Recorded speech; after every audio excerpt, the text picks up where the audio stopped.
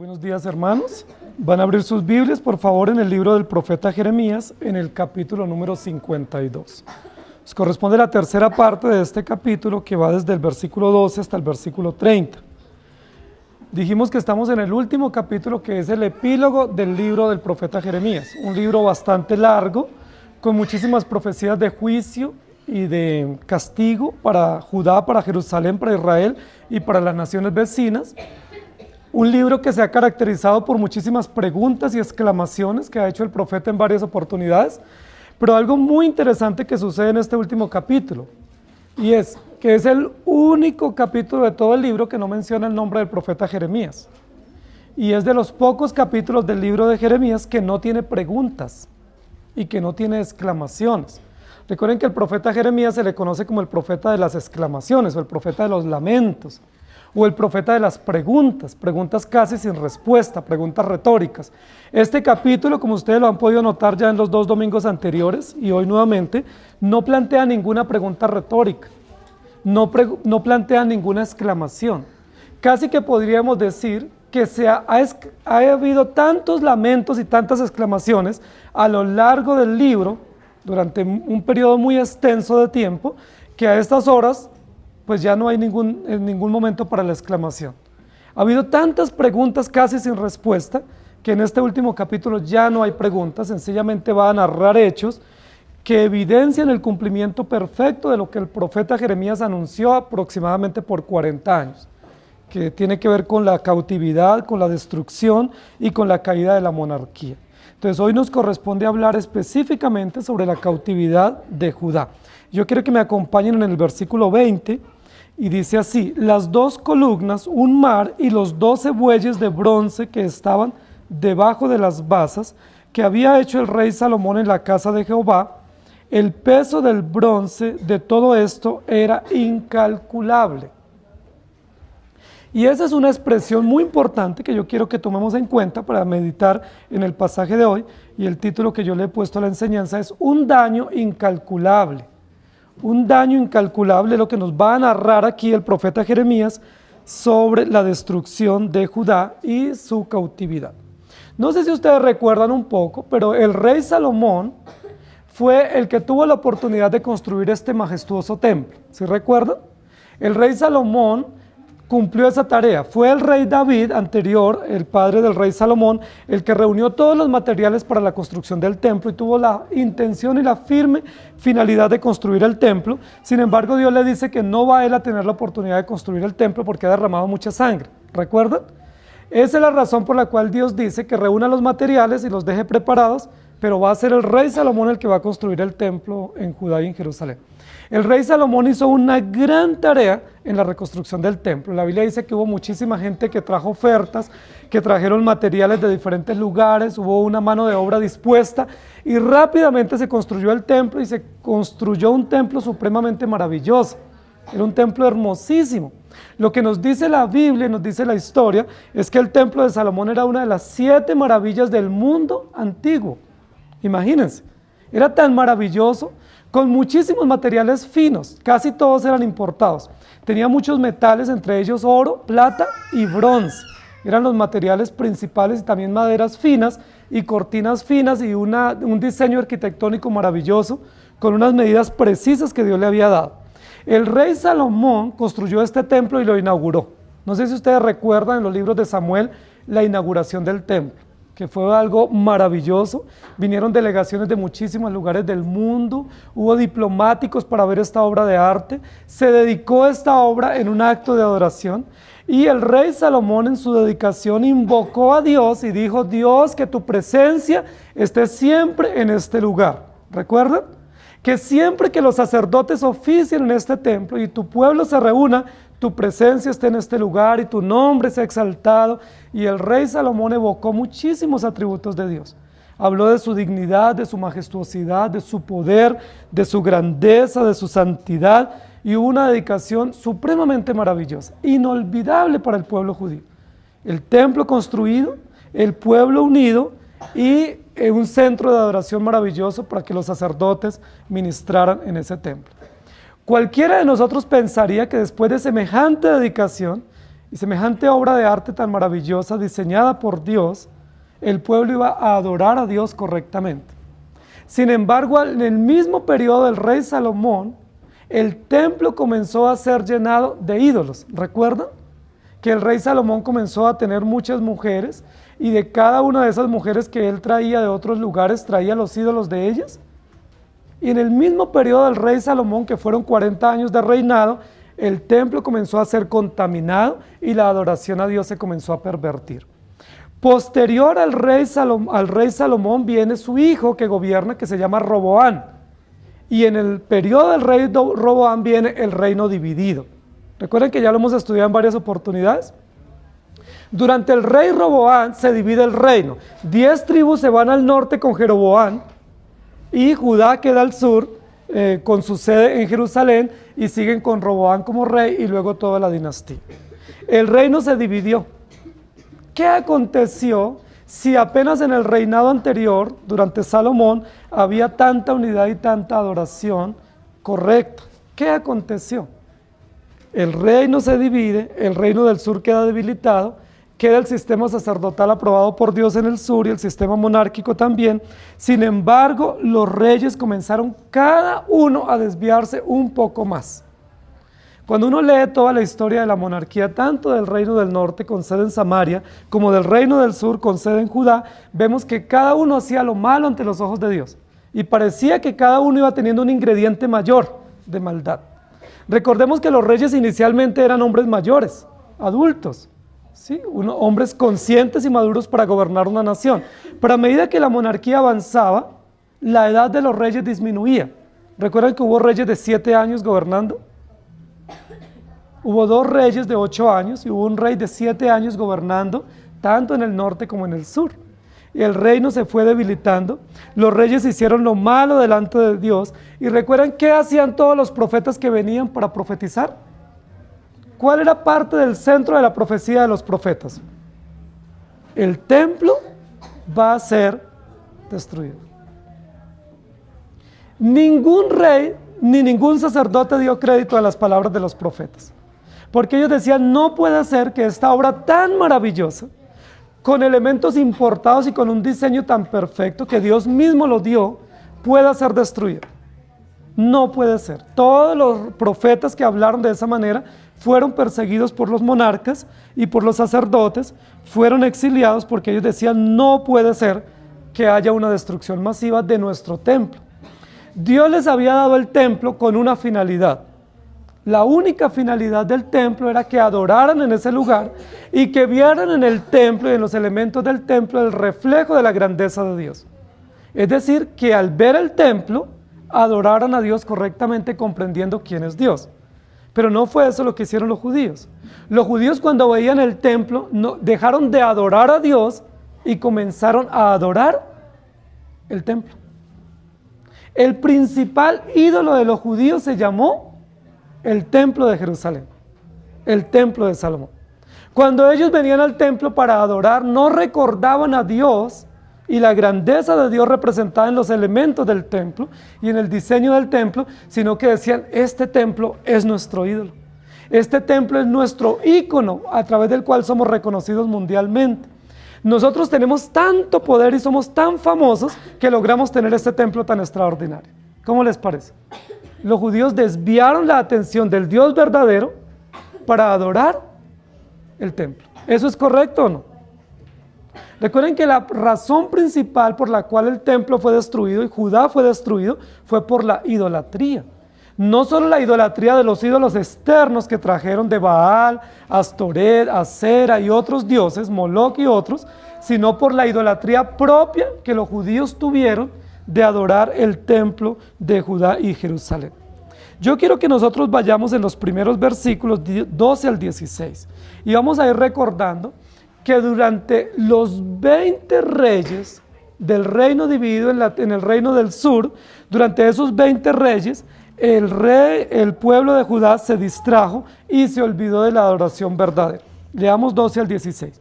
Y en el mes quinto, A los 10 días del mes, que era el año 19 del reinado de Nabucodonosor, rey de Babilonia, vino a Jerusalén Nabuzaradán, capitán de la guardia, que solía estar delante del rey de Babilonia, y quemó la casa de Jehová y la casa del rey, y todas las casas de Jerusalén, y destruyó con fuego todo edificio grande, y todo el ejército de los caldeos que venía con el capitán de la guardia, destruyó todos los muros en derredor de Jerusalén.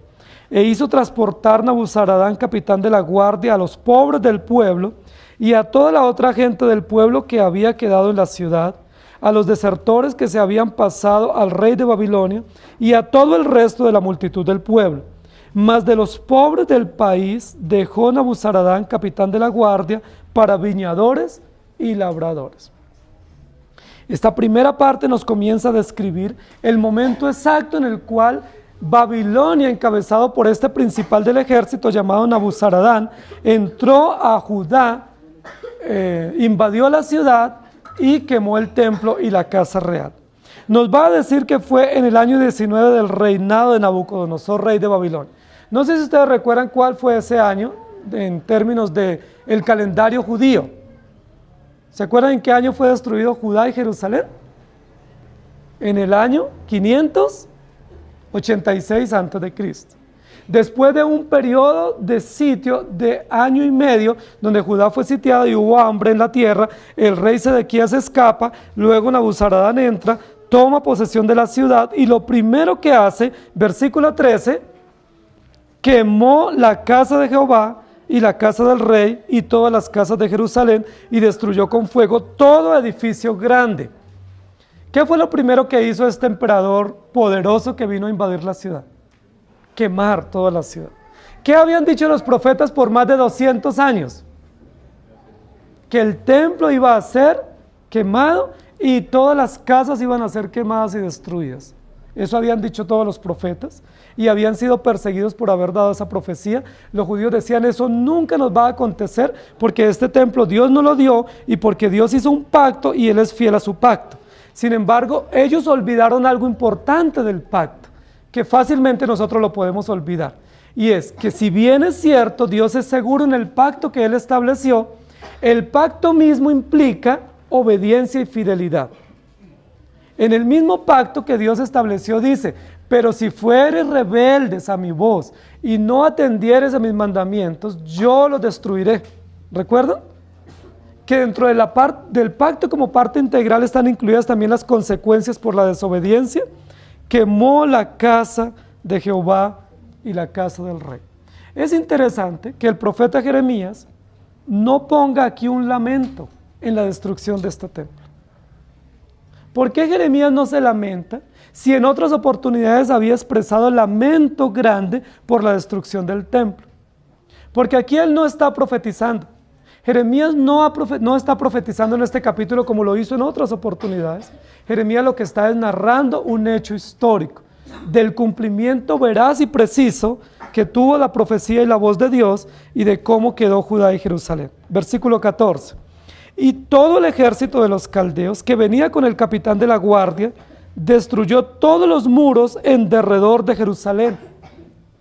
¿Se acuerdan que esa era otra de las bases de la seguridad de los judíos? Ellos no solo se sentían orgullosos de tener un templo tan maravilloso, sino que ellos se sentían seguros de ser una de las ciudades en Jerusalén y en ese sector del mundo conocido con mejores murallas.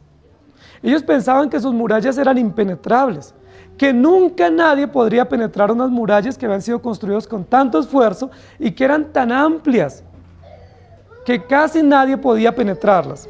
Dice la Biblia, llegaron estos emperadores y destruyeron todos los muros en derredor de Jerusalén. ¿Cómo quedó Judá y Jerusalén entonces? No solo quedó sin el templo, que era el ícono de adoración, el centro de adoración, sino que quedó sin los muros, que era la base de la seguridad que ellos tenían en Judá y Jerusalén. Y vamos con el versículo 15. E hizo transportar Nabuzaradán, capitán de la guardia, a los pobres del pueblo y a toda otra gente del pueblo que había quedado en la ciudad, a los desertores que se habían pasado al rey de Babilonia y a todo el resto de la multitud del pueblo. viene el tercer acontecimiento que había sido anunciado por los profetas con muchísima anterioridad. Primero, destrucción del templo. Segundo, destrucción de las murallas. Y tercero, cautiverio de los judíos para el imperio del norte. Este es el tercer momento en el cual Nabucodonosor invade a Jerusalén para llevar cautivos. La primera invasión sucedió en el año 605 a.C. ¿Recuerdan quién fue llevado en esa primera invasión? El profeta Daniel fue llevado junto con otros jóvenes, que eran jóvenes muy importantes en Judá y Jerusalén. Algunos príncipes, fue llevado en esa primera invasión en el año 605, junto con los utensilios básicos que se ministraban en el templo. Pero el templo no había sido destruido, los muros no habían sido destruidos y no había habido una deportación masiva. Luego hay otra invasión. En el año 596 hubo otra invasión y en esa invasión se llevaron a Ezequiel, que fue otro profeta que profetizó en el exilio. Se llevó en esa segunda invasión de Babilonia, junto con todos los profesionales que había en Judá y Jerusalén. Los príncipes y el rey Joaquín fue llevado en esa oportunidad como cautivo, y esa fue la segunda. Y la tercera es ahora en el 586 a.C., una tercera invasión, y esa sí es masiva.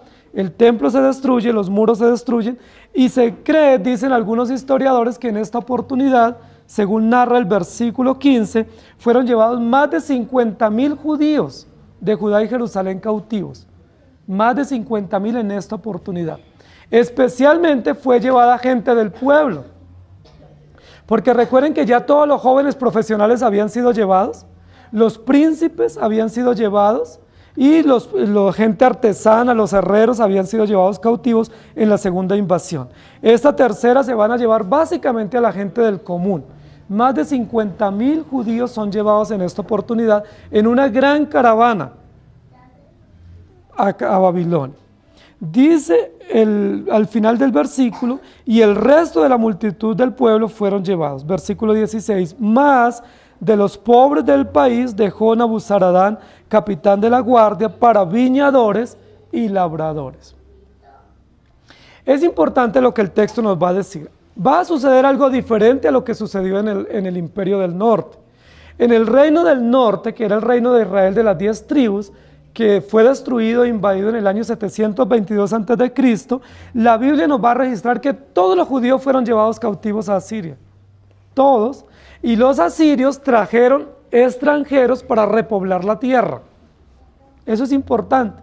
¿Cuál fue la intención de los de los asirios en esta oportunidad con el reino del norte? Exterminarlos. Se los llevan cautivos y traen otros repobladores que eran extranjeros. Pero no va a suceder así con Judá y Jerusalén. En el reino del sur, Nabuzaradán intencionalmente deja a los pobres del país para que sirvan como labradores, como viñadores. Es decir, no va a traer invasores extranjeros, y eso es importante porque eso va a ser un buen punto de partida para la repatriación de los judíos y para que no haya invasión extranjera. Recuerden que cuando los judíos vienen y repoblan nuevamente el reino del sur, la tribu de Judá, en otras regiones los judíos consideran que los que están allí no son judíos puros. ¿Recuerdan la región de Samaria? ¿O recuerdan las regiones del otro lado del Jordán, Decápolis, Perea y Turea? ¿Sí recuerdan o ya se les ha olvidado la historia bíblica? Recuerden que también al norte, en Galilea, algunos decían que no eran judíos puros, que estaban mezclados con fenicios y con los de Tiro y de Sidón. Solo hay una región en la cual hay judíos que ellos se consideran que son puros, que es el reino del sur. ¿Cuál fue la razón? Porque los invasores no se los llevaron a todos, sino que los dejaron algunos para que cuidaran la tierra, y de esa manera ellos se pudieron conservar. Dejaron unos. Eso hace parte del cumplimiento de las promesas bíblicas. Cuando Nabuzaradán hace una selección y deja a algunos y les dice, ustedes se van a quedar para que labren la tierra y para que sean los viñadores, pues eso no fue un favor de Nabuzaradán con Judá y Jerusalén. Eso hace parte del cumplimiento de las profecías que Dios había dicho, que aunque los iba a llevar cautivos, no los iba a exterminar, sino que iba a dejar un residuo en la tierra para que cuidaran la tierra y no permitieran que fueran totalmente desolados. La ciudad es destruida, es el primer aspecto de este daño incalculable que va a haber en Judá y Jerusalén. El segundo aspecto del daño incalculable, versículos 17 al 23, tiene que ver con el templo. No hay una destrucción más detallada que la destrucción del templo. 17 al 23. Y los caldeos quebraron las columnas de bronce que estaban en la casa de Jehová, y las basas y el mar de bronce que estaba en la casa de Jehová, y llevaron todo el bronce a Babilonia. Se llevaron también los calderos, las palas, las despabiladeras, los tazones, las cucharas y todos los utensilios de bronce con que se ministraba. Y los incensarios, tazones, copas, ollas, candeleros, escudillas y tazas, lo de oro por oro, lo de plata por plata, se llevó el capitán de la guardia. Las 2 columnas, un mar y los 12 bueyes de bronce que estaban debajo de las basas que había hecho el rey Salomón en la casa de Jehová, el peso de bronce de todo esto era incalculable. En cuanto a las columnas, la altura de cada columna era de 18 codos y un cordón de bronce de 12 codos la rodeaba, y su espesor era de 4 dedos y eran huecas. Y el capitel de bronce que había sobre ella era de una altura de 5 codos, con una red y granadas alrededor del capitel, todo de bronce, y lo mismo era lo de la segunda columna con sus granadas. Había 96 granadas en cada hilera, todas ellas eran 100 sobre la red alrededor. Si ustedes revisan con detenimiento, hay muchísimo detalle en lo que nos está diciendo aquí el profeta Jeremías. ¿Por qué describe con tanto detalle los elementos que se llevaron? Es casi un inventario detallado de lo que se están llevando los cautivos, aún contando cucharas, tazas, platos. ¿No les parece extraordinario este detalle con el cual Jeremías registra la destrucción y los elementos que se llevan para Babilonia? Ahora, si ustedes se dan cuenta, en esa descripción detallada hay un metal que se repite una y otra vez. ¿Cuál es ese metal que se repite una y otra vez? El bronce. 8 veces se menciona ese metal en este pasaje. 8 veces se menciona que los elementos que se llevaron eran elementos de bronce. Ahora, no era la mayor cantidad o la mayoría de los elementos del templo, del mobiliario del templo, no había sido hecho de bronce. La mayoría había sido hecho de oro. ¿Recuerdan? ¿Por qué en esta oportunidad el profeta Jeremías toma el tiempo para describir específicamente los elementos y los muebles y las columnas hechas de bronce? ¿Saben, queridos hermanos? Hay una razón. En la Biblia, generalmente, cuando se menciona la palabra bronce o los elementos de bronce, hace una alusión a la justicia. El bronce está asociado con la justicia de Dios. ¿Recuerdan el asta que se levantó en el desierto con una serpiente? ¿De qué era hecha? Era la serpiente de bronce, para hablar de la justicia de Dios, que evitaba que los judíos que eran mordidos por las serpientes murieran y pudieran tener vida. ¿Se acuerdan que en el arca del pacto también había una parrilla en la parte de encima o una lámina que se llamaba el propiciatorio? ¿De qué material era hecho? De bronce. Era la lámina del propiciatorio de bronce, donde se derramaba la sangre y donde el sacerdote expiaba los pecados del pueblo. Habla de la justicia de Dios para perdonar los pecados. Las columnas principales del templo de Salomón, que menciona 2 columnas, eran columnas de bronce. Tenía más columnas el templo, pero las columnas principales eran columnas de bronce, y los judíos le habían puesto 2 nombres a esas columnas. A una columna le habían puesto Dios ha establecido, y a la otra le habían puesto Dios es nuestra fuerza. Esas eran el nombre de las 2 columnas principales del templo, hechas de bronce por el rey Salomón. ¿Qué significa para ellos esas columnas? Que Dios había establecido esas columnas allí y era la fuerza y la firmeza de ese templo. Al Dios destruir a través de los babilonios estas 2 columnas, ¿qué es lo que está diciendo para los judíos? Que aunque Dios los estableció y les dio firmeza, la firmeza de ellos depende de Dios, no del templo, y el templo está siendo destruido. Todos los elementos de bronce son llevados en esta oportunidad por Nabuzaradán para Babilonia, y los judíos son testigos de la destrucción masiva de este templo. La Biblia no dice, pero casi que pudiéramos suponer que los mismos judíos que fueron llevados cautivos en esta oportunidad, probablemente, según los historiadores, unos 50,000 cautivos, fueron los que les tocó llevar en sus propios hombros estos mismos elementos. Es muy probable, la Biblia no lo registra. La Biblia no dice quién llevó cargados estos elementos, pero es probable que ellos mismos llevaron en sus hombros estos elementos de bronce para llevarlos a Babilonia. Ahora, ¿cuál es la intención de Nabucodonosor y Nabuzaradán al llevar estos elementos cautivos? ¿Qué intención tienen? Lo más probable es que ellos quieran demostrarle a los judíos que su ídolo principal o su ícono principal fue destruido y que ellos van a arrasar con esto y se lo van a llevar para guardar unos recuerdos de cómo ellos con su poder militar pudieron destruir este templo que parecía indestructible. Es muy probable. Lo que no sabía Babilonia, ni sabía Nabucodonosor ni los soldados, es que estos elementos de bronce representaban simbólicamente la justicia de Dios. Y que al ellos llevarse sobre sus hombros cautivos estos elementos que habían sido diseñados por Dios y puestos en el templo y que representaban la justicia de Dios, la misma justicia que ellos llevaban en sus hombros, representada en estas columnas y estos elementos del templo, iba a venir posteriormente sobre ellos. ¿Sí me estoy dando a entender? Ellos no sabían que estos elementos representaban la justicia de Dios que va a recaer posteriormente sobre este imperio y va a ser totalmente arrasado cuando los medos y los persas se levantan con Ciro como emperador y rápidamente los arrasan. No sé si ustedes recuerdan un episodio cuando los filisteos vinieron e invadieron a los judíos y se llevaron como botín el arca del pacto o el arca de la alianza. ¿Sí recuerdan? Que se la llevaron y ellos estaban felices diciendo, ahora los destruimos, nos llevamos el arca o la caja de la alianza donde Dios les hablaba a los judíos. La ponen en un lugar especial donde estaba otro ídolo de ellos, que era el dios Dagón en el templo de ellos. ¿Y recuerdan qué le sucedió a los judíos con esa arca del pacto? ¿A los filisteos?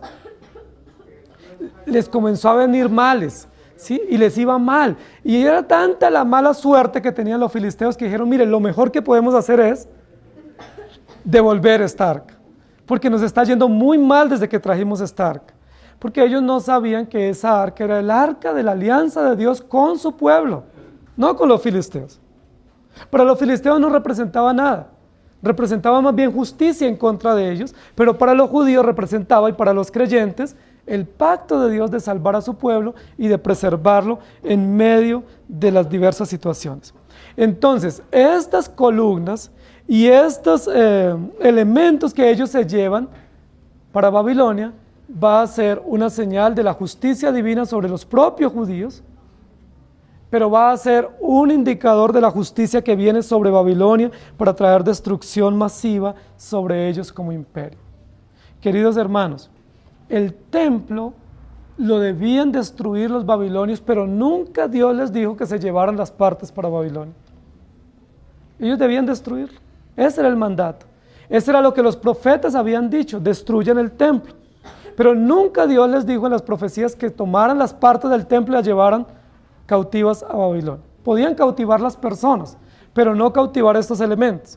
Por eso ellos son objeto de la justicia divina, por propasarse más allá de lo que Dios les había estipulado en las profecías.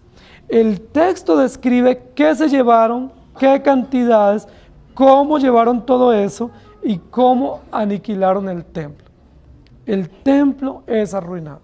El templo donde estaba la presencia de Dios, donde se había evocado la justicia y la gracia de Dios en medio del pueblo.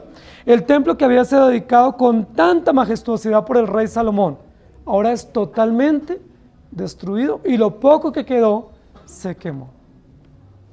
¿Cuál fue la razón de la destrucción del templo? Dios dio semejante diseño arquitectónico y todos los elementos para construir el templo, para luego arruinarlo él. ¿Cuál fue la razón de Dios arruinar el templo? Porque el templo nunca fue dado para que fuera un ídolo de los judíos, sino que fuera un lugar de adoración y que ellos al ver el templo contemplaran la grandeza de Dios y la reconocieran, y no que adoraran el templo. Por eso Dios lo destruyó. Y porque ellos confiaron excesivamente en el templo y se olvidaron de confiar en Dios. Adoraron el templo y olvidaron al Dios del templo. Adoraron el templo y olvidaron la vida justa que debe identificar a los que siguen al Señor. Dice la Biblia en varios textos, especialmente en Reyes, cómo estaba construido ese templo y cuánto tiempo y cuánto valor había implicado para ellos tenerlo, pero ahora está totalmente arruinado. ¿Recuerdan que Joacín, cuando se le dio la profecía de que el templo iba a ser destruido, recuerdan qué fue lo que hizo inmediatamente? Dio una orden de captura contra Jeremías, le ordenó huir y no volver a la ciudad, y quemó el rollo que Jeremías había escrito y le habían llevado al rey, donde decía y estipulaba claramente que el templo iba a ser destruido. Nadie daba crédito que eso iba a acontecer, sin embargo Jeremías registra al final del libro que el templo fue totalmente destruido. ¿Saben por qué Dios lo destruyó? Porque ellos confiaron en el templo. No podemos confiar, queridos hermanos, en las cosas que Dios nos da. ¿Cuántas cosas Dios nos da? Pero no nos las da para que confiemos en ella. Nos las da para que confiemos más en Dios, le sirvamos con gratitud, pero Él en cualquier momento nos puede, si Él quiere, quitar esas mismas cosas que Él nos ha dado. Él no está obligado a mantener las cosas que nos ha dado por siempre. Él es fiel a su pacto, pero las cosas que nos da, Él las puede quitar en cualquier momento. Versículos 24 al 30. Y tomó también el capitán de la guardia a Seraías, el principal sacerdote, a Sofonías, el segundo sacerdote, y 3 guardas del atrio, y de la ciudad tomó a un oficial que era capitán de los hombres de guerra, a 7 hombres de los consejeros íntimos del rey que estaban en la ciudad, y al principal secretario de la milicia que pasaba revista al pueblo de la tierra para la guerra, y 60 hombres del pueblo que se hallaron dentro de la ciudad. Los tomó pues Nabuzaradán, capitán de la guardia, y los llevó al rey de Babilonia en Ribla. Y el rey de Babilonia los hirió y los mató en Ribla, en tierra de Amad. Así Judá fue transportada de su tierra. Este es el pueblo que Nabucodonosor llevó cautivo. En el año 7, a 3023 hombres de Judá. En el año 18 de Nabucodonosor, él llevó cautivas de Jerusalén a 832 personas. El año 23 de Nabucodonosor, Nabuzaradán, capitán de la guardia, llevó cautivas a 745 personas de los hombres de Judá. Todas las personas en total fueron 4.600. Y termina de esta manera este párrafo, dando un inventario o un registro numérico de las personas que fueron llevadas cautivas. El versículo 24 comienza describiendo primero a los sacerdotes y el sistema sacerdotal. Querida iglesia, recordemos que hay 3 aspectos básicos de la teocracia divina representados en el pueblo de Judá: los sacerdotes, los profetas y los reyes. Dios los estableció desde el comienzo. Dios por muchísimos años les había dicho: yo les voy a hablar a través de esos 3 líderes, reyes, profetas y sacerdotes. Estamos nosotros en este momento ante la destrucción de la monarquía. Recuerden que en el párrafo anterior nos habla de cómo fue llevado Sedequías cautivo y cómo fue muerto, torturado. Sucedió exactamente en este mismo momento. Este es otro capítulo de la historia, no centrado ya en Sedequías. ¿Por qué? Porque ya la dinastía davídica cesó. ¿Sí? Leímos y estudiamos que hablaba de unos higos secos, es decir, de unos frutos que se secaron y fueron trillados, y se acabó la monarquía davídica, porque el último rey, que era sobrino del rey anterior, está cautivo en Babilonia y le sacaron sus ojos. Ahora lo que nos está describiendo en esta tercera parte del capítulo que estamos estudiando hoy es el término del sistema sacerdotal. Los sacerdotes habían ministrado desde Aarón en el desierto, porque Dios los había establecido para ministrar. Sin embargo, aquí nos va a decir: tomó también el capitán de la guardia a Seraías, el principal sacerdote. Es decir, el sumo sacerdote que había en ese momento se llamaba Seraías, y a Sofonías el segundo sacerdote. Y nos va a seguir describiendo los sacerdotes que habían sido puestos allí y que ahora son llevados cautivos. ¿Qué sucede con estos hombres sacerdotes? Dice, los tomó también y los llevó a un lugar que se llama Ribla. Recuerden que nosotros aprendimos en el capítulo anterior sobre Ribla.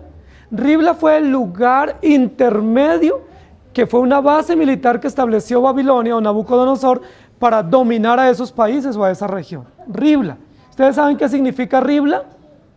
Ribla significa desnudo. ¿Qué hizo Dios que mandó a Nabucodonosor y a Nabuzaradán a llevar a los principales sacerdotes, a Sedequías y a los hijos, a Ribla, y allí fue donde hubo un degollamiento masivo de judíos? Es decir, ¿qué hizo Dios? Los desnudó de todo su poder monárquico y de todo su sistema sacerdotal, y los dejó totalmente expuestos. Les quitó las columnas en las cuales ellos confiaban, les quitó los muros que era base de su seguridad, y les quitó el sistema sacerdotal. Mató a los sacerdotes. Dice allí la Biblia que degolló a muchísimos. ¿Sí?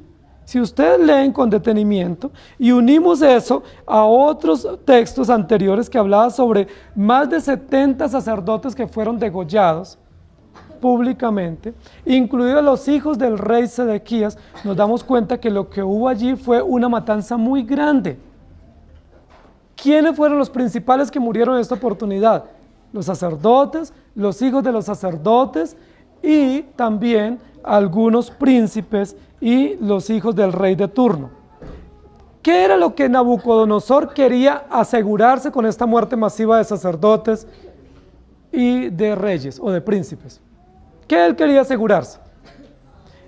Que la monarquía totalmente se acabara y que nunca más hubiera monarquía entre los judíos. Eso fue lo que él quería asegurarse. Y efectivamente, a través de matar todos los hijos del rey Sedequías, él lo está logrando. Pero ¿saben por qué no lo logró totalmente?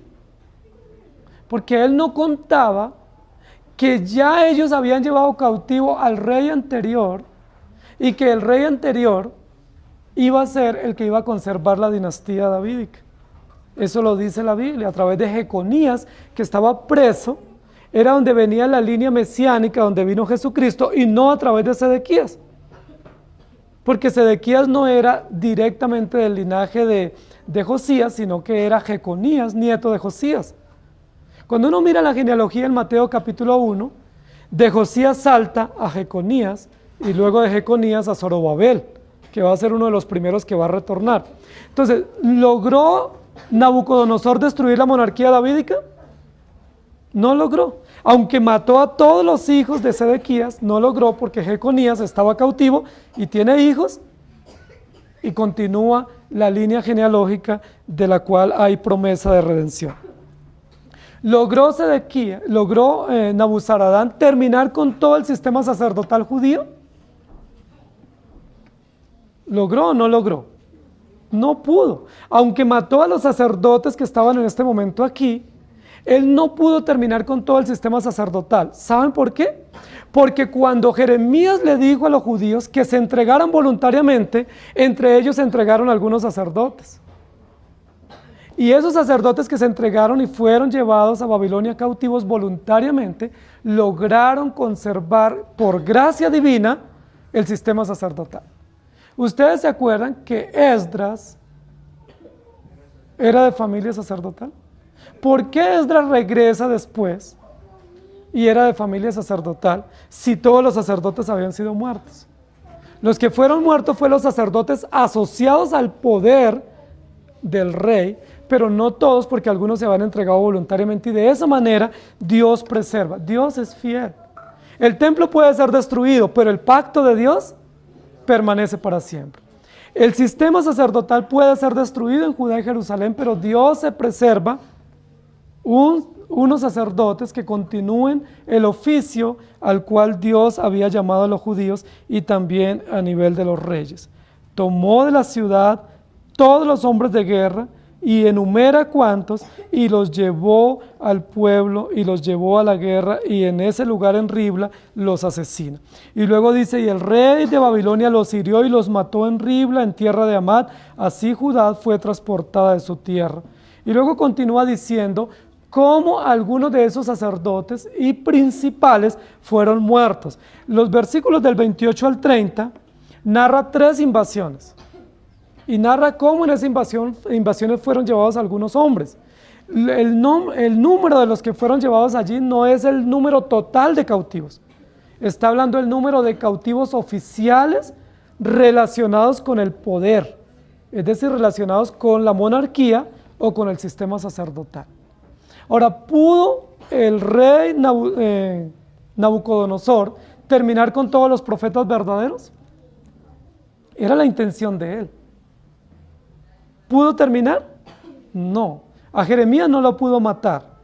¿Recuerdan dónde estaba Jeremías en este momento?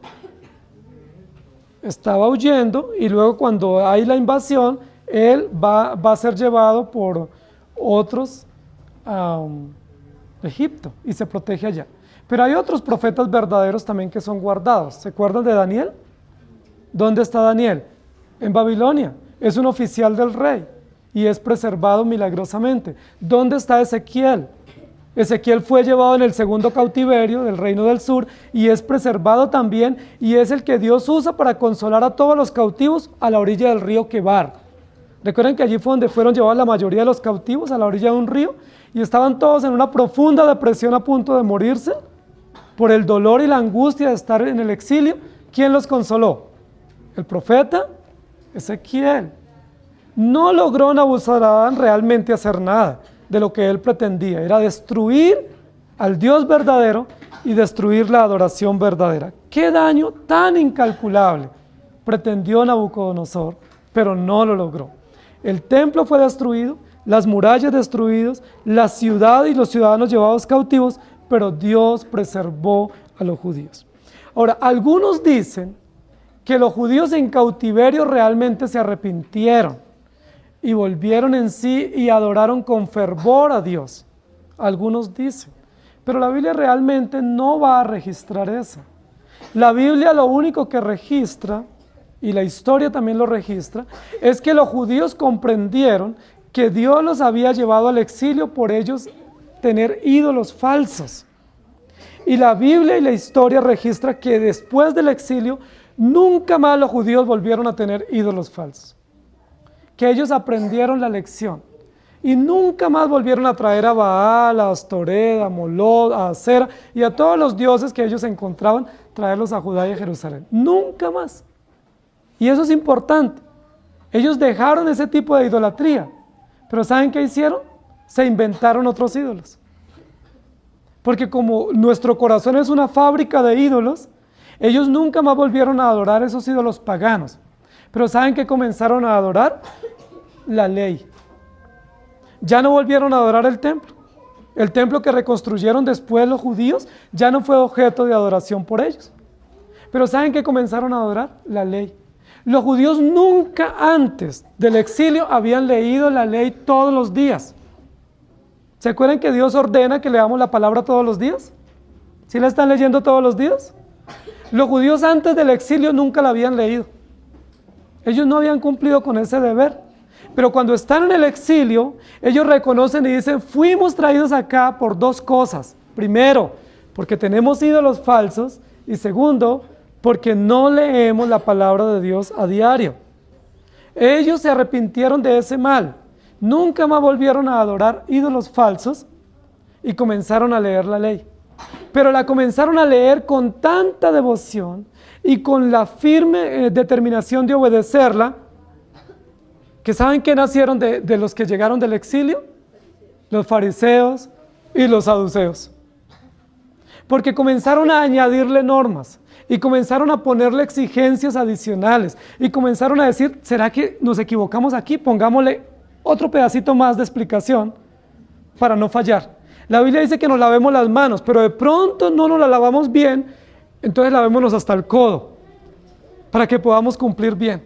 La Biblia dice que nos vistamos bien, pero entonces añadámosle un poco más ¿sí?, al ruedo de la falda o de los mantos y las ropajes, para que no vayamos a pecar por defecto, sino por exceso. Y los judíos se volvieron fariseos. Ya no adoraban el templo, adoraban la ley. Adoraban la ley de Moisés. Y de ahí nacieron todas las interpretaciones adicionales que tienen los judíos, ¿cierto? Esa cantidad de interpretaciones que ellos hicieron a la Torá surgen del sistema sacerdotal que regresa después del exilio encabezado por Esdras. Después de Esdras hay una gran devoción para escribir, para explicar y para interpretar la ley de Moisés, que comienzan en serias adiciones que no son bíblicas. Se volvieron legalistas y se volvieron fariseos. Yo les pregunto, ¿qué peligro hay o qué mayor peligro hay en adorar ídolos falsos o en ser fariseos? No hay explicación, ¿cierto?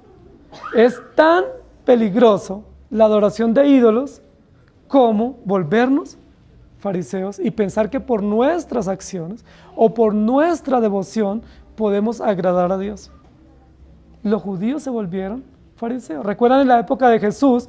Cuando Jesús vino, Él no les decía: los felicito por asistir a la sinagoga y por leer los libros de la ley y por ser tan cuidadosos. Jesús nunca les dijo eso. ¿Qué les dijo Jesús?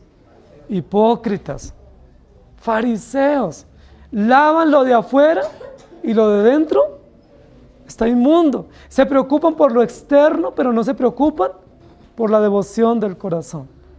Y la Biblia nos va a registrar todo la temática de los judíos en el regreso del exilio y cómo Dios en su infinita bondad les muestra que la única esperanza para ellos y para nosotros se llama Jesucristo. Yo no estoy diciendo que no leamos la palabra todos los días, hay que leerla. No vayan a dejar de leerla. Pero cuando la leemos no podemos confiar en lo que nosotros hacemos. Tenemos que confiar en lo que Cristo hizo. Cuando nosotros nos congregamos no podemos confiar en lo que yo estoy haciendo para Dios, sino en lo que ya Cristo hizo eternamente y para siempre. No podemos olvidar que somos pecadores y que el daño incalculable que ocasiona nuestros pecados no tiene medida. ¿Cuál fue el daño de los judíos? Todo el sistema de seguridad fue destruido, fueron llevados cautivos. El sitio que ellos vivieron de 18 meses llegó al punto del canibalismo, lo registra Lamentaciones. El daño incalculable de nuestros pecados no tiene medida. Si ustedes y yo pecamos deliberadamente, no podemos pasar por alto la justicia de Dios que está representada en las columnas del templo. No podemos pasar por alto la justicia visible y notoria retributiva de Dios para nosotros. Si nosotros pecamos, Dios que nos ha establecido nos mueve fuertemente para que comprendamos que vivimos por Él. Y somos llevados, como sucedió con estos hombres en poder, a Ribla, donde fueron totalmente desnudados y vivieron su miseria y se lamentaron terriblemente. ¿Qué daño incalculable causan nuestros pecados? Si nosotros pudiéramos dimensionar solo un poco cuál es el daño de nuestros pecados, nosotros tendríamos temor y temblor de no pecar. Si nosotros dimensionáramos que los pecados nuestros traen consecuencias, no solo para nosotros, sino para nuestros hijos, para la tercera y cuarta generación, y que esos pecados sobre nosotros también traen consecuencias para la sociedad y para la iglesia, nosotros pensaríamos mucho más cuando vamos a pecar y tendríamos temor. Pero ¿saben? Nosotros hemos perdido el temor a pecar. ¿Saben qué decimos nosotros cuando vamos a pecar? Bueno, pues Dios es fiel y Él es inmutable.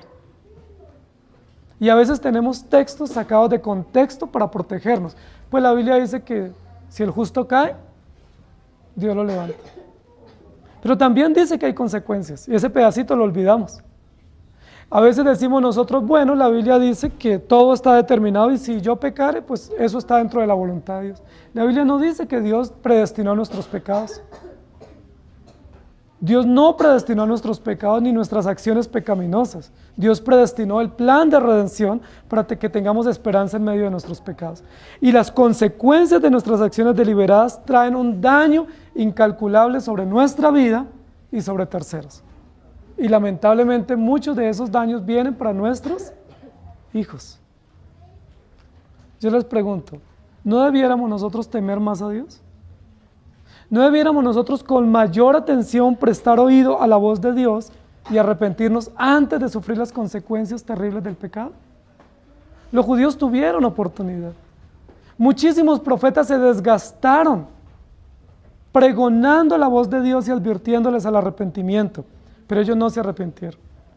Esto que estamos narrando acá, al final de esta destrucción, se hubiera podido evitar. ¿Estamos de acuerdo? Se hubiera podido evitar porque por más de 200 años los profetas les advirtieron con lágrimas, simbolizaron la palabra, la dramatizaron, la representaron, la escribieron y la pusieron pública. ¿Pero qué hicieron los oficiales? Hicieron caso omiso. ¿Cuán daño incalculable sufrió la nación? ¿Cuánta vergüenza hubo para los judíos? No hubo un acto de más vergüenza para los judíos en toda la historia hasta aquí que esto que ha pasado. Dice la Biblia que les cortaban la barba, les cortaban el cabello, les cortaban las vestiduras, los llevaron desnudos prácticamente a Babilonia, encadenados. Y los tuvieron allá. Allá los trataron bien en Babilonia, pero aunque los trataron bien, no era su lugar. Y ellos cargaban con la ignominia de haber ofendido a Dios y de haber sido destruidos y avergonzados de lo que antes ellos se enorgullecían. Queridos hermanos, ustedes y yo somos pecadores. Nosotros tenemos una condición pecaminosa natural de la cual no podemos deshacernos. Pero ¿saben qué dice la Biblia? Si alguno ha pecado, abogado tenemos a Jesucristo. Si ustedes y yo estamos en pecados, pidámosle a Dios que tenga misericordia de nosotros, que nos podamos arrepentir, que no suframos las consecuencias terribles del pecado y ese daño incalculable, primero para con Dios y segundo para nosotros mismos. Que Dios en su infinita bondad tenga misericordia de nosotros. No solo nos dé el entendimiento del Evangelio, sino que nos dé el entendimiento que debemos vivir para Él. No es suficiente entender el Evangelio, es necesario vivir de acuerdo al Evangelio. Y como dice la palabra para esto, ¿quién es suficiente? Ustedes y yo no podemos, pero tenemos un Dios que envió a Jesucristo, nuestro Señor y Salvador, que es la base y la firmeza de nuestra justicia.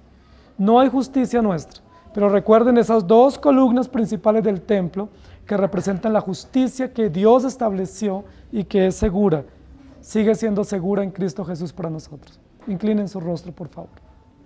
Amado Señor, muchísimas gracias por recordarnos otra vez a través de tu palabra que tú eres fiel y que tú cumples lo que prometes.